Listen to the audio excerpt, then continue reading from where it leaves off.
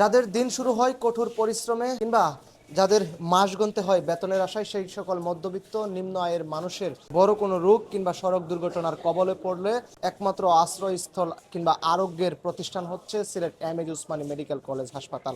যেই হাসপাতাল সিলেট বিভাগের সবচেয়ে বড় হাসপাতাল।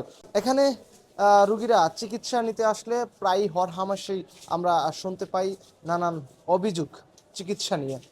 কেমন আছে নির্বাচনের পরবর্তী সময়ে এখানকার রোগীরা বা কি অবস্থায় আছে সিলেটের M A Usmani medical college হাসপাতালের পরিবেশ, সেই সকল খবর জানাতে আজ ছুটে এসেছি সিলেটের কিংবা সিলেট বিভাগের সবচেয়ে বড় হাসপাতাল Sylhet M A Usmani medical college প্রাঙ্গণে। পুরোটি সময় জুড়ে থাকছে আমি মাহবুব আল মারুফ। চলুন কথা না বাড়িয়ে শুরু করা যাক।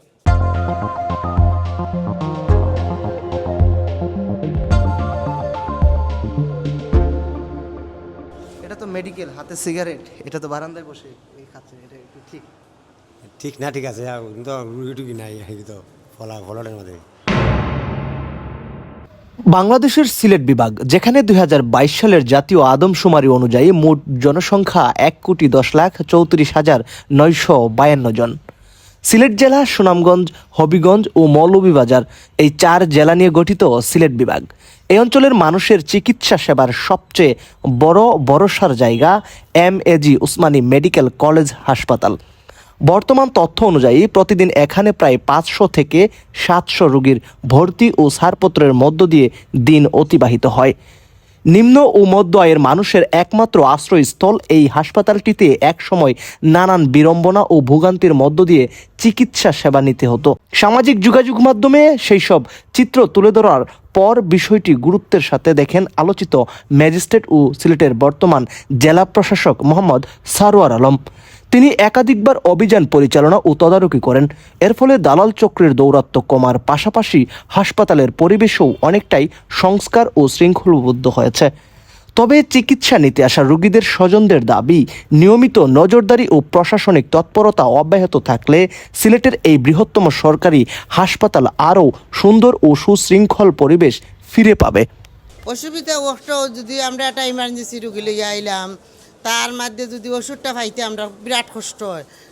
দৌড়া লইয়া আইতে আইতে রুগীর অবস্থা সিরিয়াস হয়ে যায়। যদি মেডিকেলের ভিতরে সুযোগ সুবিধা হইতো তো ওটা নিয়ে আমরা একটু ধন্যবাদ। আজকে 8 দিন ধরে আছি 60 চালাত। আমার সমস্যাটা হইল একটা ওষুধ আনতে গিয়ে আধা মাইল ঘুরা লাগে। সরাসরি যদি খোলা থাকতো মানুষের কষ্টটা কম পাইতো নেই।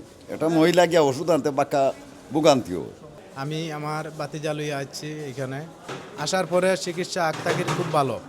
পরিষ্কার একটু কম আজকে, ময়লা আবর্জনা একটু বেশি ফালাইল। তারা এই ময়লা আবর্জনা ফালাইল কম পরিষ্কার করুন। তারা চিকিৎসা ভালো হয়েছে, লাঞ্চের মাঝে একটু ছিদ্র, তারা দ্রুত বেগে চিকিৎসা করে, কোনো সমস্যা নাই। পরিবেশ বর্তমানে ভালো।